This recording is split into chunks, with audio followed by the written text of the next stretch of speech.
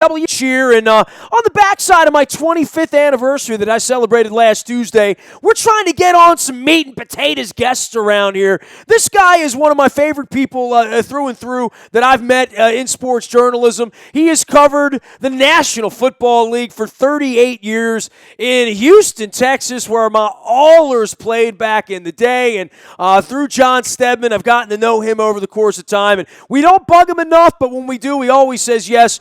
McLean _on_NFL is the way to find John McLean, as well as at the Houston Chronicle. And you're chronicling another mediocre football team there, aren't you, John McLean? First of all, Nestor, Merry Christmas, Happy Holidays to you and Jen and everyone in your listening audience. Yeah, my team is 8-6. They're not mediocre. Mediocres, they've beaten Kansas City, Detroit, swept Indy. They struggled against Jacksonville, but, boy, they made a big deal benching Brock Osweiler and playing Tom Savage, and Savage looked better in 2.5 quarters than Brock Osweiler has all season. So right now, people are pumped because if they beat Cincinnati and Tennessee, they win the division. Again, that's going to be a tall order because the Titans have arrived a year early. Well, yeah, and, you did so much with that, or you still do radio in that market last I checked in Nashville, and they know you up there as well as they know you down in Houston. I hear they don't like you much in Dallas, but we'll talk about that later. But the Tennessee Titans, if you would have told me in August that they would be 8-6 at Christmas, I would have said they've had a hell of a year, right? I mean, that's quite a turnaround for that franchise there that has really been struggling for the last decade, really most of the century, to be honest with you. Because I wouldn't want it to sound like a fool when they had won 5 games the last 2 years. John Robinson has done a tremendous job in his first year as general manager. And how good they can be, Nestor, is scary because they have the Rams' first and third round picks. And John Robinson initiated that deal last year, so they're in great shape when it comes to draft choices. They're in great shape when it comes to cap money. I thought that it would take them another off season. This one targeting Dick LeBeau's defense like they did the offense this past off season. But they have arrived because Marcus Mariota is playing well. You got a really good running game. And all of a sudden, LeBeau's defense is playing better than people thought. And I don't know why we would be surprised. You saw LeBeau all those years with the Steelers. I did too. We should never underestimate Dick, who I think probably just turned 115.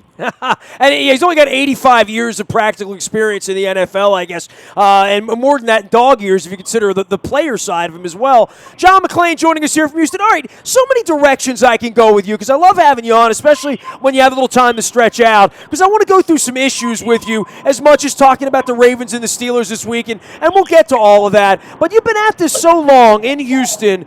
It is not lost on me the pain of the Oilers and Dante Pastorini and Warren Moon and all of that from my fandom, but I've left that. You're still there. They're still there. I think that stadium's wonderful. We're coming down for a Super Bowl in about 7 weeks, and I'm looking forward to it. I know you love hosting it. You love your role and being a part of that, and I know you probably won't have much time to stop by that week because you'll be so busy, but there's been something there without quarterbacks in the modern era as the Texans. They have a wonderful logo, a wonderful owner, a good story, good solid community guys like you that are a part of it. But without a quarterback, you don't have much. And now you look up and say, well, Tennessee looks like they got a real one. We're still believing Indianapolis has a real one, and we're benching the kid that John Elway didn't want. Brian Billick got fired because of that here, John, right? And the Texans are 3-0 against those two teams you just mentioned.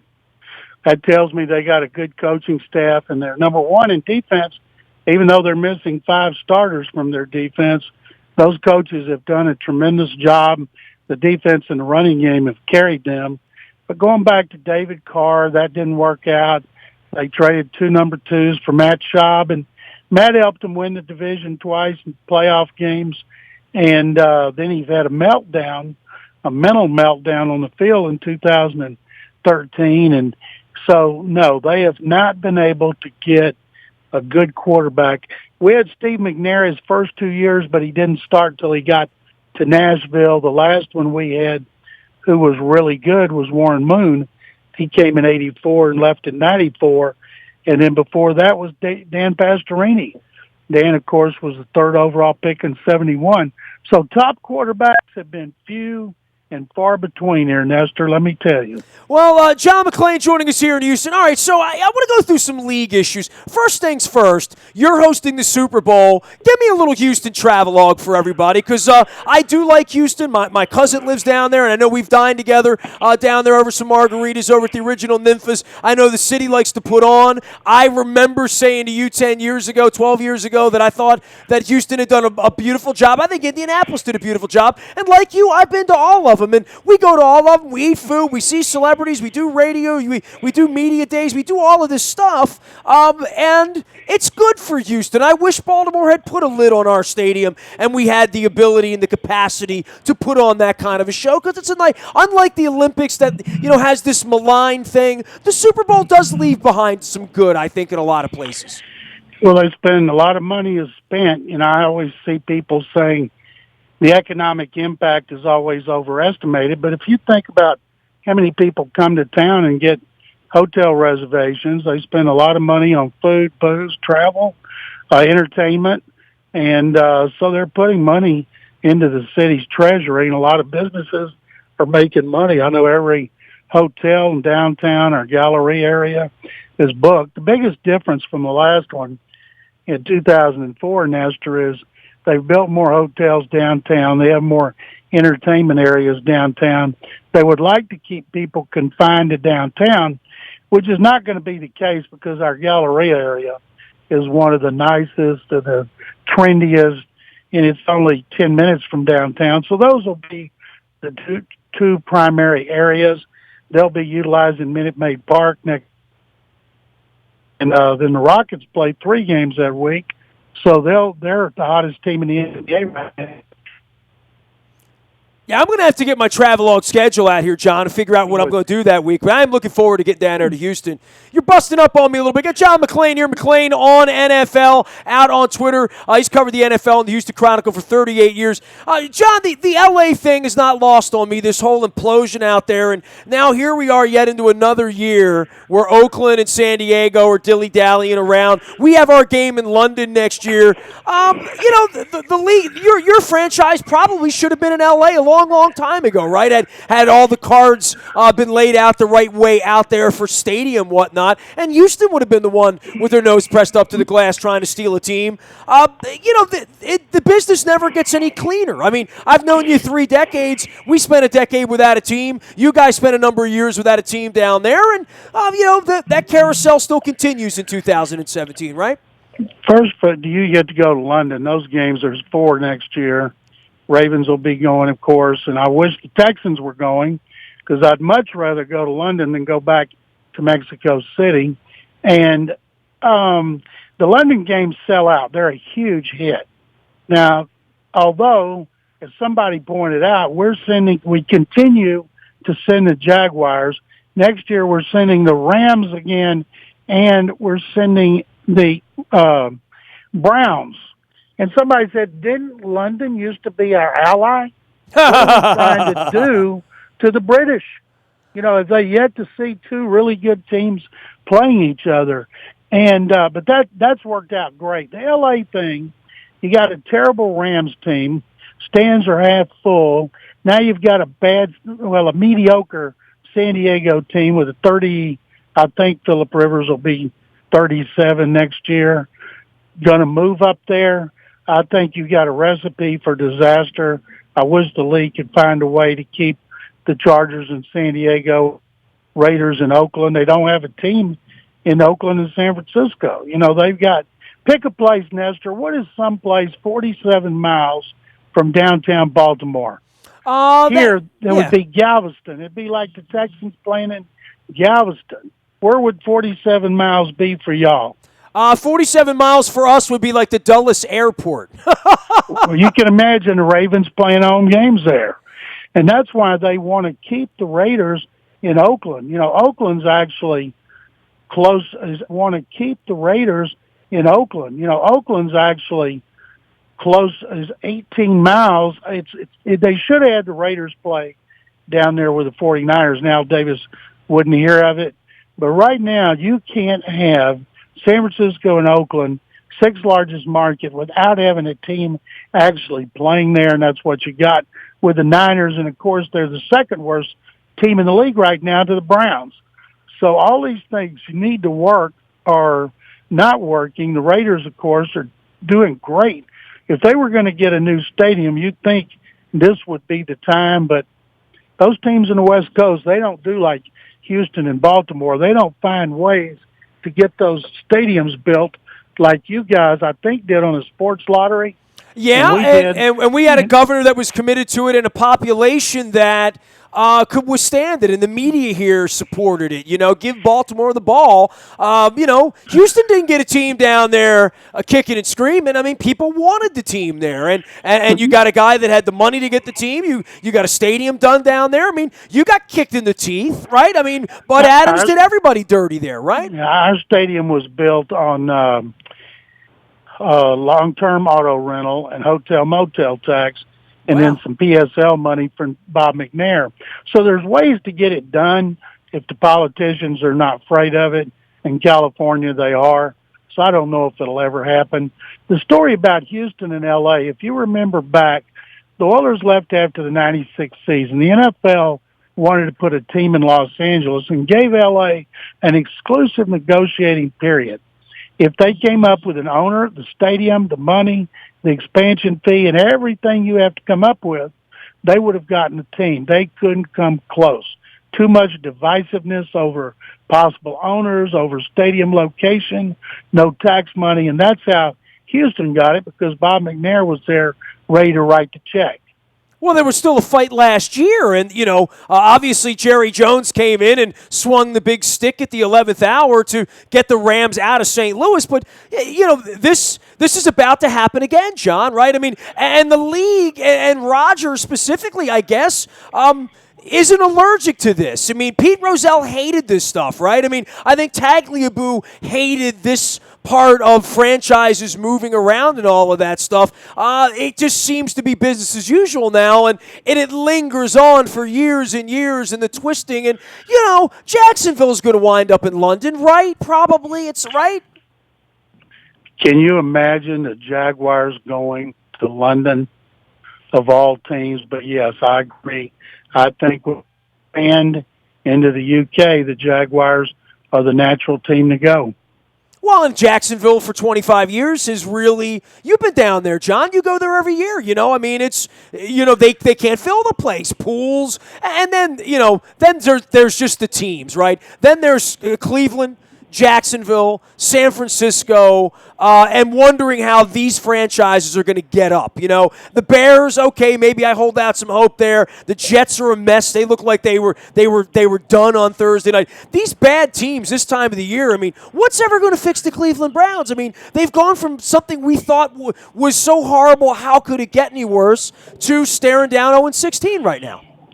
No, sir, let's be honest. When you take an administrative guy and you put him over personnel, and you hire a baseball guy to do in the NFL what worked in baseball, is not a recipe of success. And one of the keys in the NFL is knowing what you're doing and getting people that are good at it. And some teams, look at the Browns when they brought Ozzie back, and look at the people Ozzie's got there and he's hung on to. Eric LaCosta could have gone anytime he wanted for other general managers' jobs these days. They've got stability. They hired a special teams coordinator, and we're like, who? Why would they hire him? Is that Jim Harbaugh? No, John Harbaugh from the Eagles, and turned out to be a great hire. So the Ravens, I hope your listeners, the fans, appreciate the stability that the Ravens have, especially when you look at these other franchises that have none. Well, and you're about to see that carousel again, right? Where it's that time of the year for the coaching headhunting, and Fisher's out, Bradley's out. There'll be several more coming down the pipe. John McClain, yippee-ki-yay, joins us here from the Houston Chronicle, covering all things NFL. You can follow his journey at the Houston Chronicle as well as out on Twitter at McClain_on_NFL. No one does it better. We're going to be down in his town for a Super Bowl, and we're still harboring thoughts of the Ravens here. This is a pretty big football game on Christmas Day, right, John? I love to watch the Ravens and the Steelers play as a fan. It's old-fashioned football to me. I love the AFC North. It reminds me of the old AFC Central, where everything was so physical. And while they respect each other, they had a hatred for each other. So I can't wait to watch it. I've got a night game the day before, so I will be able to watch it while I'm writing a column, and I can't wait. And because the game means so much to both teams. Well, we're going to see who's going to be in the dance here in January, and you hold that hope for Houston right now. I mean, you cover them. It feels like Tennessee's coming on strong right now. Tennessee's coming on strong. The Titans have beaten Green Bay, Denver, and Kansas City. The Texans have beaten Kansas City, Detroit, just swept Indianapolis, but they haven't won but one game by more than 7 points. That was the opener, and their margin of victory is 5.3 points. They had to beat Jacksonville by 3-1. So the Texans have played close games, Nestor, and that's primarily because their passing game was awful with Brock Osweiler. Based on what I saw from Tom Savage against the Jags, now, yes, it was against the Jaguars, but if he can keep it up against the Bengals, Texans actually have a chance to have a good passing game and not one that struggles to score 2 touchdowns in a game. I've heard of a lot of things, but firing the coach and then putting him on the charter after the game, that's a new one. I don't get that at all. Can you imagine what that was like for Gus Bradley? It was like a funeral. Everybody coming up to him, I'm sure, telling him how sorry they were, looking at him like he was a dead body. Why couldn't you wait till he got home? I have never seen that in my 38 years of covering the NFL, Nestor. And you've seen some owners and coaches that truly didn't like each other by the end, right? I mean, literally, right? Oh, yeah. You see owners, coaches, general managers, coaches, they hate each other. In this case, everybody liked Gus Bradley. The media, the players, the owners, the fans, but he had the worst record in NFL history for a coach. He coached 60 games, and it's Shad Khan showed amazing patience to hang on to him another year. Anything slowing down the Cowboys from coming in there and taking over your town, and Belichick to bring the Frowners and the Deflate Gators down? A Dallas, New England Super Bowl in Houston, Texas. How would that go over, John? Old versus new. I think it would go over great because there'd be so much interest. The Cowboys fans would be like roaches coming out from under the cabinets when the lights come on. They'll be down here taking over our city. But you know what, Nestor? There's so many of them now. They're just like when you move to Houston, I tell people, hey, yeah, we got mosquitoes and roaches. You just learn to deal with them like Cowboy fans. So, yeah, I think it would be tremendous. And I can't wait if that's the game. Yeah, I don't know anything that's going to derail it. I would have zero rooting interest in that. It's sort of the bad guys versus the bad guys in old wrestling terms, That's a great – they're both wearing black hats. Yeah, I would say. I don't even know, Ric Flair versus Ric Flair, or the, heel version of Ric Flair versus, Hollywood Hogan. I don't know. We'll figure it out. John, it's always a pleasure. Merry Christmas to you. I hope we catch up at some point in the next couple of weeks with some playoff football, but I know I'll be down in your town for 9 days looking for some good food and some fun. We're looking forward to the Super Bowl down there in Houston. Nestor, I do too. Thank you. Merry Christmas to you and Jen. Love you, Blue. See you soon. Thank you. There he goes. John McClain from the Houston Chronicle. McClain _on_NFL out on Twitter and at the Houston Chronicle. Only 38 years. Was that right? 38 years? I think that was the right math on that. Make sure I get that year right. Yes, 38 years at the Houston Chronicle. Also does radio in Nashville, Tennessee, where the Titans are doing their thing. You can find me anywhere, including Nashville and Houston and the Galleria and Waco and anywhere else that the internet is served at WNST.net in our buyatoyota.com audio vault. Download it, podcast, and listen now, later, whenever you want. It is available, and you can download the TuneIn Radio app, too, and listen live from anywhere in the world as well. The morning newspaper ships to your email inbox. Planet Fitness sponsors that. That happens at 7 a.m. each and every morning. And if there's breaking news, that happens first on the WNST text service. That is brought to you by Coons Ford of Security Boulevard. Dennis Kolatzos will be here on Thursday, driving you home from 3 until 5. He joined us on Monday morning here, and you can hear that in the vault as well. Nasty at WNST.net. If you want to go to London, we do have our trip on sale. We'd love to have you involved in that. Come on over. It's going to be a great week. As John McClain said, a lot of energy over there, and who knows? They're playing the Jaguars. Maybe we'll win. They'll have a coach by then. Probably. I guess. Of course. Who knows? Facebook, Twitter, LinkedIn, Snapchat, Instagram, and streaming live on our Facebook Live as well as our YouTube WNSTV channel. We are WNST.net, AM 1570 and WNST Towson, Baltimore, and we never stop talking Baltimore sports.